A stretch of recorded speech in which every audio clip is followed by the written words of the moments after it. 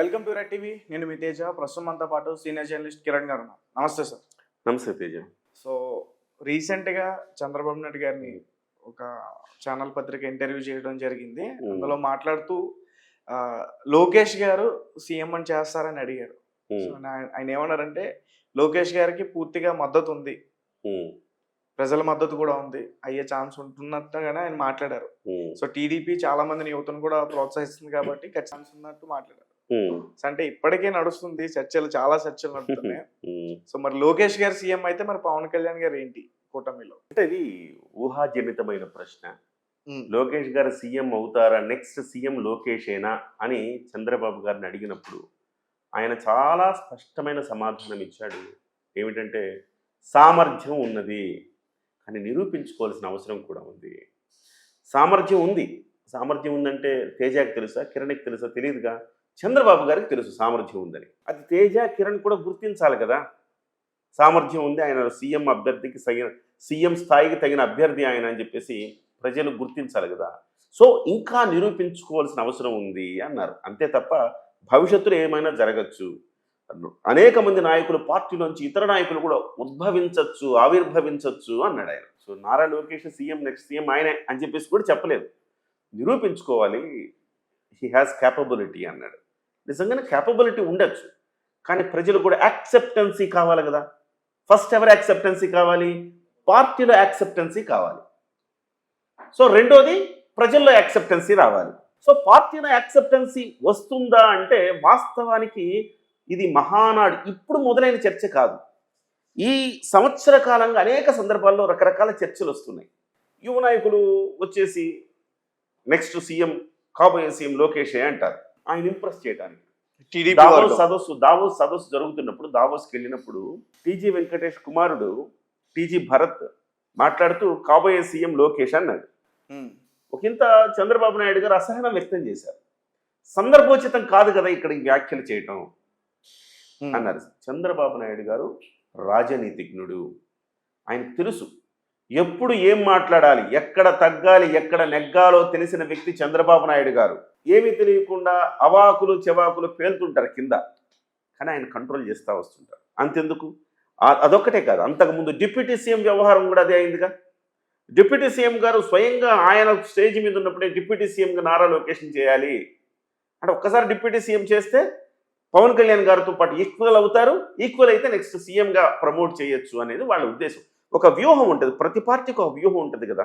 So ఆ వ్యూహాత్మకంగానే ఆ పార్టీలో ఆ చర్చ జరుగుతుంది. సో ఆ చర్చను కూడా యాజమాన్యం, పార్టీ యాజమాన్యం అంటే పార్టీ అధ్యక్షుల వారు ఆ చర్చను కూడా ఆహ్వానిస్తారు. అంటే దాన్ని బయట ఖండించిన లోపల ఆ చర్చ జరగాలి అని అనుకుంటారు. చంద్రబాబు గారు కూడా లోకేష్ నెక్స్ట్ సీఎం లోకేష్ అని అంటే ఆయన కోపమే రాదు, డెఫినెట్గా చర్చ జరగాలి అనుకుంటారు. బట్ ఆయన అడిగినప్పుడు ఆయన ఏమంటాడు, ఆయన ఈ రకమైన సమాధానం చెప్తారు. సహజంగా ఇది రాజకీయాల్లో ఉండేది. ఫస్ట్ థింగ్, ప్రజల్లో ఒక అంటే ముఖ్యంగా జన సైనికుల్లో, జనసేనాని అభిమానించే అభిమానుల్లో ఒక అసంతృప్తి ఉంది. అంటే బయటికి వాళ్ళు చెప్పట్లేదు కానీ పూర్తిగా అర్థమవుతుంది. ఎందుకంటే రీసెంట్ గా పిఠాపురంలో జరుగుతున్న సంఘటనలు కావచ్చు, వర్గం అంతా టీడీపీకి సంబంధించిన వర్గం అంతా కూడా పవన్ కళ్యాణ్ గారికి వాళ్ళు వ్యతిరేకంగానే ఉన్నారు. రీసెంట్ గా కూడా మీడియా ముందుకు వచ్చి వాళ్ళు మాట్లాడడం జరిగింది, ఇసుక మాఫియా దాని గురించి జనసేన. అలాగే మరొక వర్గం నాగబాబు గారికి మంత్రి పదవి ఇస్తారు ఎవరు అనేది ఇప్పటివరకు సరైన క్లారిటీ లేదు. అంటే ఇలాంటి చర్చలు జరుగుతున్న నేపథ్యంలో సడన్ గా సీఎం అవుతారా అవ్వరా అనేది డైరెక్ట్ గా చంద్రబాబు నాయుడు గారు చర్చించారంటే మరి వీళ్ళకి కూడా కొంచెం అసంతృప్తి ఉంటుంది కదా సార్. అసంతృప్తి రావడానికి ఎవరో ఒక జర్నలిస్ట్ అడిగాడు, ఒక పెద్ద జర్నలిస్టు, ఆయన సమాధానం చెప్పాడు. ఆయన సమాధానంలో మనం తప్పు పట్టేది ఏమీ లేదు, చాలా చక్కగా చెప్పాడు ఆయన సమాధానం. ఇంకొక అంశాన్ని మీరు గమనించాలి తేజ, మహానాడు జరిగినప్పుడు అందరూ ఆశించింది, ఊహించింది, అనుకున్నది ఏంటంటే ఈసారి జాతీయ అధ్యక్షుడిగా నారా లోకేష్ గారు ఎంపిక అవుతారు, తద్వారా పార్టీలో పట్టు ఆయనకు పెరుగుతుంది. నేనేం చెప్పాను మీకు, ఫస్ట్ పార్టీలో యాక్సెప్టెన్సీ రావాలి, ఆ తర్వాత జనాల్లో యాక్సెప్టెన్సీ రావాలి అన్న. పార్టీలో యాక్సెప్టెన్సీ రావాలి అంటే ఫస్ట్ పార్టీకి జాతీయ అధ్యక్షుడు అవ్వాలి కదా, అయితే పార్టీలో యాక్సెప్టెన్సీ వస్తుంది. అంటే ప్రతి అంశం అధికారికంగా ఆయనే చర్చించాలి. పార్టీలో ఇప్పుడు ఎవరున్నా కానీ నేరుగా పార్టీ అధ్యక్షుల వారితో చర్చించాలన్నప్పుడు చంద్రబాబుతో చర్చిస్తారు, కానీ ఒక్కసారి ఈయన జాతీయ అధ్యక్షుడితే ఈయనతో చర్చిస్తారు.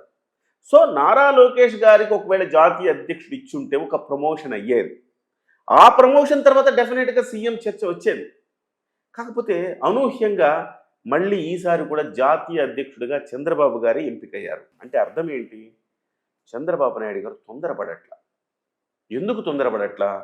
అవతల ఉన్నది పవన్ కళ్యాణ్. నొప్పింపక తానొవ్వక పని చేసుకుపోవాలి ఇవాళ చంద్రబాబు నాయుడు గారు.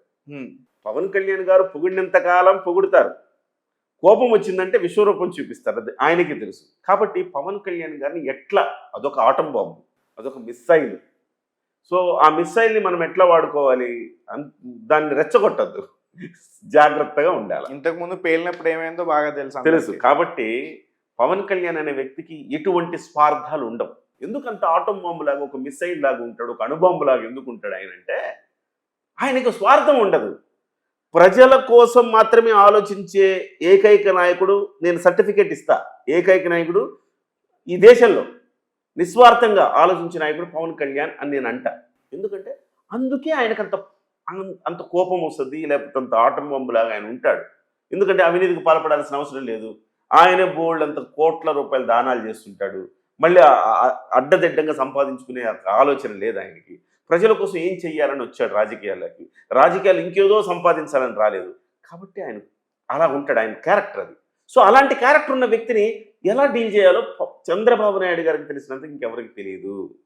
అందుకే చంద్రబాబు నాయుడు గారు పవన్ కళ్యాణ్ గారు ఉన్నంత కాలము, పొత్తులో ఉన్నంత కాలము నారా లోకేష్ని సీఎం చేయాలా, డిప్యూటీ సీఎం చేయాలా, అలాంటి వ్యాఖ్యలు అయితే వస్తే చంద్రబాబు నాయుడు గారు ఖండిస్తూనే ఉంటారు. సో ఫస్ట్ థింగ్ మీకు అర్థం కావాల్సింది ఏంటంటే, ఆయన్ని జాతీయ అధ్యక్షుడు చెయ్యనప్పుడే ఈ సీఎం అనే చర్చకు ఫుల్ స్టాప్ పడిపోయింది. సో ఈ టర్మ్కి అనేది ఆయన సీఎం అనే చర్చ లేనే లేదు. అది క్లారిటీగా మనం అర్థం చేసుకోవచ్చు. నెక్స్ట్ టర్మ్ అంటే నెక్స్ట్ టర్మ్లో కూడా పొత్తు ఉంటుందా లేదా అనే సమీకరణాల మీద ఆధారపడి మాత్రమే నారా లోకేష్ గారు సీఎం కాదండి. పవన్ కళ్యాణ్ గారు ప్రతి సందర్భంలో ఏం మాట్లాడుతున్నారండి? ప్రతి సందర్భంలో పవన్ కళ్యాణ్ గారు మాట్లాడుతుంది, ముఖ్యమంత్రిగా చంద్రబాబు నాయుడు గారు రాబోయే 10 ఏళ్ల పాటు ఆయనే ఉంటాడు అని చెప్తున్నారు. తాను కూడా ఉంటానని చెప్పట్లా, ఎందుకంటే ఆయనకు అనుభవం ఉంది కాబట్టి. లేదు లోకేష్ను ఉంచాలనుకుంటున్నాం ముఖ్యమంత్రి అంటే ఖచ్చితంగా పవన్ కళ్యాణ్ వైఖరిలో మార్పు వస్తుంది, అందులో డౌట్ ఏం లేదు. అది జన సైనికులు కూడా అర్థం చేసుకోవాలి. సో ఇంకొకటి ఏంటంటే, ఇవాళ జాతీయ అధ్యక్షుడు చేశారనుకోండి, జాతీయ అధ్యక్షుడు చేస్తే పవన్ కళ్యాణ్ గారు పార్టీకి సంబంధించిన